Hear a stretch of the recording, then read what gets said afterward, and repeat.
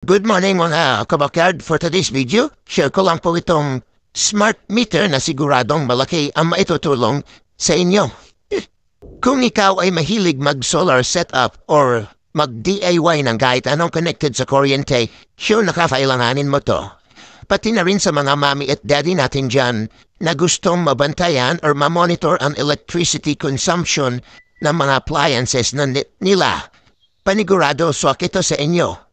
Ang smart watt meter na ito ay napakaganda ng build quality. Solid ang materials na ginamit, compact ang design at madaling i-plug sa kahit anong outlet. Kapansin-pansin din ang malinaw at maliwanag na LCD display. Kahit madilim, kitang-kita mo agad ang power consumption ng mga gamit mo. At isa sa nagustuhan ko talaga dito mga kabakyard ay yung real-time monitoring niya. Isang tingin mo lang makikita mo na agad kung gaano karaming watts ang ginagamit ng isang appliances. Kaya ngayon sa panahong sobrang mahal ng kuryente mga kabakyard, perfect ito para sa mga gustong magtipid. At the same time, may mga advanced feature pa to, tulad ng voltage, current, power factor, pati na rin kilowatt-hour tracking. Sok na sapto para sa mga monthly monitoring ng kuryente natin.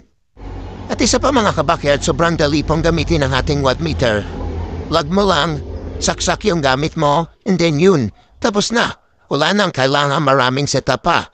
Makikita mo agad kung ilan ang consumption ng iyong appliances. Kaya, sobrang friendly user niya.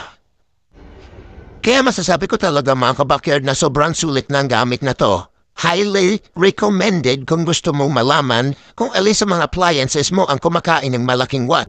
Kaya mga kabakyard, kung gusto niyo po ng ganitong klaseng watt meter, check nyo na lang sa ating comment section. Lalagay ko po ang link kung saan ko nakuha ito or nabili. Alright, thank you po.